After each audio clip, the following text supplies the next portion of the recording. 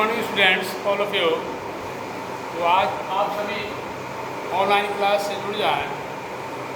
आज हिंदी व्याकरण में पार्ट 4 संज्ञा है, संज्ञा को पढ़ना है आज। तो सबसे पहले आइए संज्ञा के बारे में जानते हैं। संज्ञा शब्द का क्या अर्थ होता है। सबसे पहले संज्ञा शब्द का शाब्दिक अर्थ है नाम। दुनिया में जितने भी नाम हैं, व्यक्ति के नाम हो सकते हैं, वस्तु के भी नाम हो सकते हैं, स्थान का भी नाम हो सकता है, भाव में भी नाम होता है, जानवर के भी नाम होते हैं, पशु पक्षी के भी नाम होते हैं। जितने भी नाम वाले प्राणी यानी व्यक्ति, वस्तु, स्थान, भाव, जानवर इत्यादि को संज्ञा करते हैं। और संक्षेप में संज्ञा शब्द का शाब्दिक अर्थ नाम होता है। तो संक्षेप में है, संक्षेप यानी कम करके आप ये समझ सकते हैं कि जितने भी दुनिया में नाम हैं तो सबको संज्ञा करते हैं। तो संज्ञा की परिभाषा है किसी व्यक्ति, वस्तु, स्थान या भाव इत्यादि का बोध कराने वाले शब्दों को यानी ज्ञान कराने वाले, बोध का अर्थ होता है ज्ञान कराने वाले शब्दों को संज्ञा करते हैं। जैसे में देखेंगे कि व्यक्ति का यहाँ व्यक्ति दिया हुआ है, जैसे राम, कृष्ण, महात्मा गांधी, ये व्यक्ति के नाम हो गए। वस्तु में है किताब, कलम, कुर्सी। स्थान दिल्ली, पटना। भाव में हो गया सच्चाई, ईमानदारी, मिठास, दया। ये व्यक्ति के गुण हैं और ये भाव किससे प्रकट होते हैं कि व्यक्ति के अंदर जो है सच्चाई है, ईमानदारी है, मिठास है, दया है। ये आपके भाव के नाम हो गए। अब आगे बढ़ेंगे। संज्ञा के मुख्यतः 5 भेद होते हैं। कौन कौन से भेद होते हैं आइए जानिए। पहला है व्यक्तिवाचक संज्ञा, दूसरा है जातिवाचक संज्ञा, तीसरा है भाववाचक और चौथा है समूहवाचक, पांचवा है द्रव्यवाचक। तो संज्ञा की परिभाषा जान लेने के बाद आगे बढ़ते हुए इसके भेद के बारे में जानेंगे। तो संज्ञा के कितने भेद बताए गए हैं और उन भेदों की परिभाषा क्या क्या है इसके बारे में समझेंगे। पहला है व्यक्तिवाचक संज्ञा। ध्यान से देखेंगे, इसको समझेंगे। इस शब्द से किसी खास व्यक्ति या विशेष व्यक्ति, इस शब्द से किसी खास व्यक्ति या उसको आप विशेष व्यक्ति कह सकते हैं। विशेष व्यक्ति या स्थान इत्यादि के नाम का बोध हो उसे व्यक्तिवाचक संज्ञा कहते हैं। इस शब्द से किसी खास व्यक्ति या स्थान इत्यादि के नाम का बोध हो उसे व्यक्तिवाचक संज्ञा कहते हैं। जैसे गंगा, दिल्ली, रामायण, गीता। जैसे देखिए नदियों में गंगा जो है ये खासगी है। दिल्ली भारत की राजधानी है, अपने देश की राजधानी है। रामायण ग्रंथ है। गीता वैसे ही ये भी ग्रंथ है। ये सब खास व्यक्ति और वस्तुओं का बोध कराते हैं, इसीलिए इनका नाम जो है व्यक्तिवाचक संज्ञा रखा गया है। और इसके अंतर्गत, इसी संज्ञा के अंतर्गत ये सभी आते हैं। दूसरा है जातिवाचक संज्ञा। अब जातिवाचक संज्ञा का अर्थ समझिए कि जिस शब्द से पूरी जाति या वर्ग का बोध हो, जिस शब्द से पूरी जाति या वर्ग का बोध हो उसे जातिवाचक संज्ञा कहते हैं। जैसे गाय, बैल, हाथी, लड़का, लड़की इत्यादि। देखिए अब इसमें है कि गाय कह देने से दुनिया में जितने भी गाय हैं इनका बोध हो जाता है, इनके पूरी जाति का बोध हो जाता है। इसे क्या कहते हैं? जातिवाचक। जैसे बैल, हाथी, लड़का और लड़की। उसी प्रकार से जितने भी ये सब गए हैं। उदाहरण में आपको ये सभी पूरे जाति का बोध कराने वाले शब्द हैं। गाय का देने से पूरे गाय का बोध होता है, बैल का देने से पूरे बैल का बोध होता है, हाथी का देने से पूरे हाथी का बोध होता है। इसी प्रकार लड़का और लड़की का देने से पूरे इस समुदाय का यानी इस जाति का यानी लड़का और लड़की जाति का बोध हो जाता है। इसे जातिवाचक संज्ञा। तीसरा है भाववाचक संज्ञा। अब यहाँ पर आइए, जिस शब्द से किसी व्यक्ति या वस्तु के गुण, स्वभाव या अवस्था का बोध हो उसे भाववाचक संज्ञा कहते हैं। जिस शब्द से किसी व्यक्ति या वस्तु के गुण, स्वभाव या अवस्था का बोध हो उसे भाववाचक संज्ञा कहते हैं। जैसे यहाँ देखेंगे सुंदरता, सुंदरता, मूर्खता, बुढ़ापा, ईमानदारी इत्यादि, ये सभी देखेंगे गुण, स्वभाव या अवस्था का बोध करा रहे हैं। अवस्था मतलब जैसे ये बुढ़ापा शब्द है, ये अवस्था का बोध कराते हैं। ईमानदारी जो है गुण का बोध कराते हैं। मूर्खता जो है ये स्वभाव का बोध कराते हैं। ऐसे ही ये भाववाचक संज्ञा के उदाहरण हैं।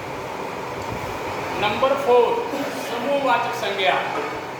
इस शब्द से किसी समूह अथवा समुदाय का बोध, इस शब्द से यह पता चले किसी समूह अथवा समुदाय का बोध हो उसे समूहवाचक संज्ञा कहते हैं। जैसे वर्ग, वर्ग में बहुत सारे लड़के रहते हैं। वर्ग का मतलब यही होता है जैसे क्लास। ये वर्ग जो है सो समूह का बोध कराते हैं। एक साथ बहुत सारे बच्चे रहते हैं, 30, 40, 50 जो भी है। सभा में भी बहुतों की संख्या रहती है। मेला, बाजार, सेना इत्यादि, ये सभी शब्द जो हैं ये समूहवाचक संज्ञा के उदाहरण हैं। इससे पता चलता है कि ये पूरे समूह का बोध कराते हैं, इसीलिए इनको समूहवाचक संज्ञा कहते हैं। ये यहाँ पर भीड़, ये भी शब्द हैं समूहवाचक के, ये भी उदाहरण है। उसके बाद है द्रव्यवाचक संज्ञा। नंबर 5 द्रव्यवाचक संज्ञा है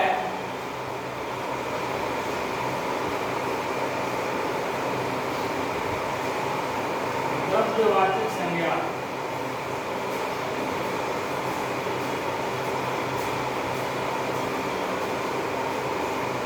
इसकी परिभाषा, जिस शब्द से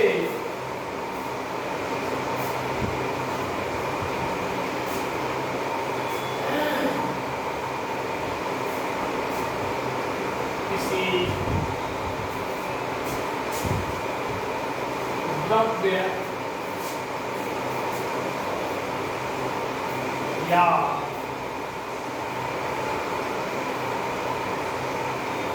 धातु का बोध हो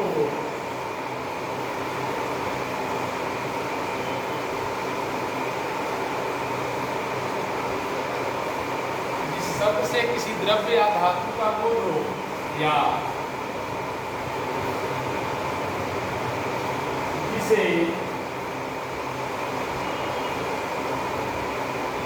मापा या तौला जाए,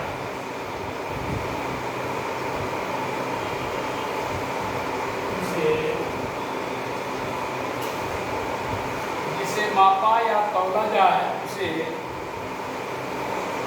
द्रव्यवाचक संज्ञा कहते हैं।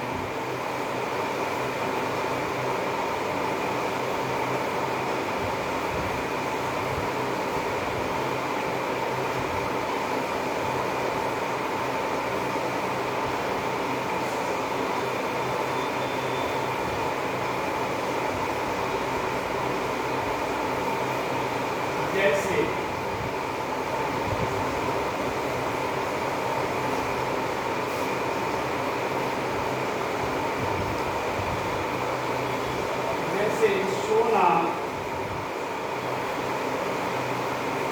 तेल, लोहा, घी, तेल, चावल इत्यादि। बच्चों, ये द्रव्यवाचक संज्ञा की परिभाषा हो गया। ये पांचवा है द्रव्यवाचक संज्ञा। इसके उदाहरण हो गए जैसे सोना, चांदी, लोहा, घी, तेल, चावल इत्यादि। अब ये टोटल आपके संज्ञा के 5 भेद की परिभाषा हो गए। अब एक बार इसका और फिर से आप समझ लीजिए। संज्ञा का सबसे पहले आइए संज्ञा शब्द के बारे में जानिए। संज्ञा शब्द का शाब्दिक अर्थ नाम होता है। संज्ञा शब्द का शाब्दिक अर्थ नाम होता है। संज्ञा की परिभाषा है कि किसी व्यक्ति, वस्तु, स्थान या भाव इत्यादि का बोध कराने वाले शब्दों को संज्ञा कहते हैं। अब ये कैसे बोध कराते हैं? वो व्यक्ति, वस्तु, स्थान और भाव चारों को अलग अलग बताया गया है। यहाँ पर व्यक्ति में हो गए राम, कृष्ण, महात्मा गांधी, बहुत सारे नाम हैं। ये सभी महापुरुष के नाम हैं। तो व्यक्ति का नाम राम, कृष्ण, महात्मा गांधी। वस्तु में हो गए किताब, कलम, कुर्सी। स्थान दिल्ली, पटना। और भाव के नाम में हो गए सच्चाई, ईमानदारी, विकास, दया, बहुत सारे शब्द हैं। ये सभी भाव को बताने वाले शब्द हैं। ये भाव को बताती है। अब उसके बाद संज्ञा के मुख्यतः 5 भेद। संज्ञा के मुख्यतः 5 भेद बताए गए हैं। पहला है व्यक्तिवाचक संज्ञा, दूसरा है जातिवाचक संज्ञा, और तीसरा है भाववाचक संज्ञा, और चौथा है शब्दवाचक संज्ञा, और पांचवा है द्रव्यवाचक संज्ञा। अब ये संज्ञा जो है ये अलग अलग हैं। अब इनका परिभाषा जो है इसको एकदम ध्यानपूर्वक सुनेंगे और लिखते हुए जाएंगे। नोट डाउन करना है इसको और याद करना है। व्यक्तिवाचक संज्ञा की परिभाषा है कि इस शब्द से किसी खास व्यक्ति या उस जगह पर आप विशेष भी लिख सकते हैं, खास भी लिख सकते हैं और विशेष भी लिख सकते हैं। इस शब्द से किसी खास व्यक्ति या स्थान, खास व्यक्ति या स्थान इत्यादि के नाम का बोध हो, उसे व्यक्तिवाचक संज्ञा। जैसे और भी है, बहुत सारे हैं इसमें। व्यक्ति भी हो सकता है, वस्तु भी हो सकता है, स्थान भी हो सकता है।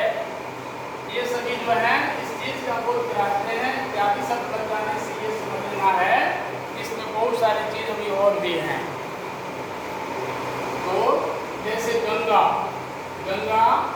नदियों में जो है बड़ी नदी है।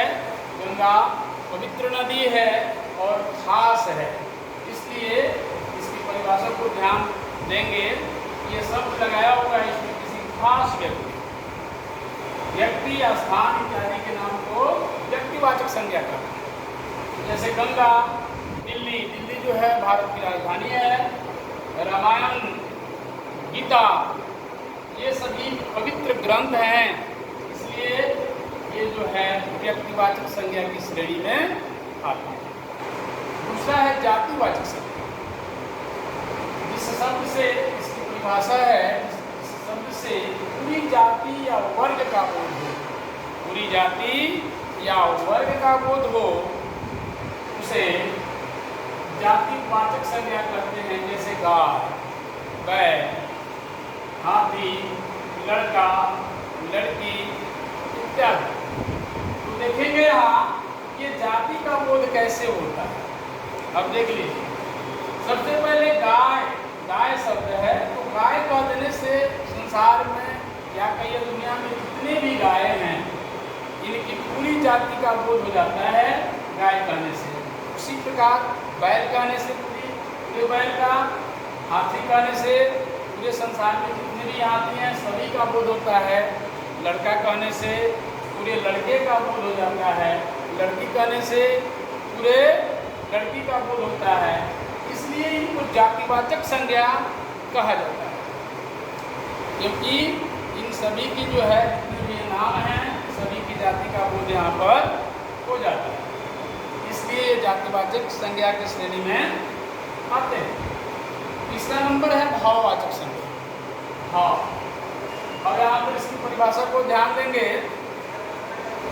जिस शब्द से किसी व्यक्ति या वस्तु के गुण, जिस शब्द से किसी व्यक्ति या वस्तु के गुण, स्वभाव या अवस्था का बोध हो, या अवस्था का बोध हो, उसे भाववाचक संज्ञा करते हैं। जैसे सुंदरता। सुंदरता भी व्यक्ति का विशेष गुण है। सुंदरता जो है व्यक्ति का गुण है। सुंदरता। मूर्खता। मूर्खता भी गुण में ही आता है, वो सुंदरता हो या मूर्खता हो। बुढ़ापा। बुढ़ापा अवस्था का नाम है। बुढ़ापा, जवानी, ये सब क्या है, व्यक्ति के अवस्था का नाम होता है। ईमानदारी। ईमानदारी भी गुण के ही अंतर्गत आता है। तो ये सभी जो है भाववाचक संज्ञा के ये आपके उदाहरण हो गए। इससे व्यक्ति का भाव जो है पता चलता है। मुक्ता भी भाव की श्रेणी में ही आता है। नंबर 4 समूहवाचक संज्ञा। अब यहाँ आएंगे, समझेंगे इसको। समूहवाचक संज्ञा, इस शब्द से किसी समूह अथवा समुदाय का बोध हो, उसे समूहवाचक संज्ञा कहते हैं। जैसे वर्ग। वर्ग जो है, जो आपकी क्लास चलती है, उस वर्ग में, आपके वर्ग में बहुत सारे बच्चे होते हैं। किसी क्लास में 40 होते हैं, किसी में 45, 50। ये सभी जो हैं ये सब को ये इंगित कर रहे हैं कि ये वर्ग है, ये समूह है, एक प्रकार का ये समुदाय है, इसमें हम अकेले नहीं हैं। दूसरा नंबर सभा। सभा में बहुत सारे लोग रहते हैं, इसलिए उस जगह का नाम, उस चीज का नाम जो है सो सभा हो गया। मेला, बाजार, सेना इत्यादि, ये सभी समूह का बोध कराते हैं, बहुत सारे व्यक्तियों का बोध कराते हैं, इसलिए इनका नाम जो है समूहवाचक संज्ञा है। 5 नंबर है द्रव्यवाचक संज्ञा। अब यहाँ आएंगे, समझेंगे द्रव्यवाचक। अब यहाँ पर आइए, जिस शब्द से किसी द्रव्य या धातु का बोध हो, इस शब्द से किसी द्रव्य या धातु का बोध हो, या जिसे मापा या तौला जाए, इसे आप क्या कर सकते हैं, वजन कर सकते हैं, इसको माप कर सकते हैं, जिसको तौल कर सकते हैं, परंतु क्या है, गिन नहीं सकते इनको। इसलिए ये द्रव्यवाचक संज्ञा की श्रेणी में द्रव्यवाचक संज्ञा इसे कहते हैं। कि इसकी परिभाषा होगी कि किसी शब्द से किसी द्रव्य या धातु का बोध हो, या जिसे मापा या तौला जाए, उसे द्रव्यवाचक संज्ञा करते हैं। जैसे सोना, चांदी, लोहा, घी, तेल, चावल इत्यादि, ये सभी द्रव्यवाचक संज्ञा के उदाहरण हैं। तो बच्चों, ये आज पार्ट 4 संज्ञा, ये आप समझ लिए। इसको पूरे कॉपी पर नोट करके बढ़िया से CW को नोट करके SW में याद करेंगे, और जैसे ही आपका ऑफलाइन क्लास शुरू होगा, आपसे सुना जाएगा, ये बात को आप नज़रअंदाज नहीं करेंगे, उसको बढ़िया से लिखेंगे और याद करेंगे घर पर। और SW में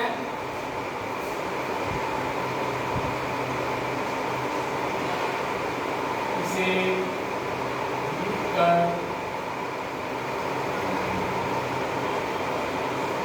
याद करें।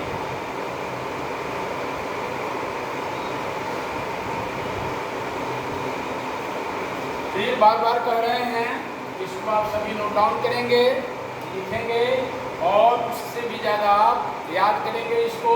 जैसे ही आपका ऑफलाइन क्लास शुरू हो जाएगा, उस दिन से आपसे सुना जाएगा, ठीक है। तो इसको आप नोट डाउन करेंगे। तो बस आज के वीडियो में बच्चों इतना ही। पार्ट 4 संज्ञा पढ़ाई हो गई और उसके बाद फिर दूसरे वीडियो में मिलेंगे। आज के लिए बस इतना ही, फिर अगले वीडियो में मिलते हैं। बहुत बहुत धन्यवाद।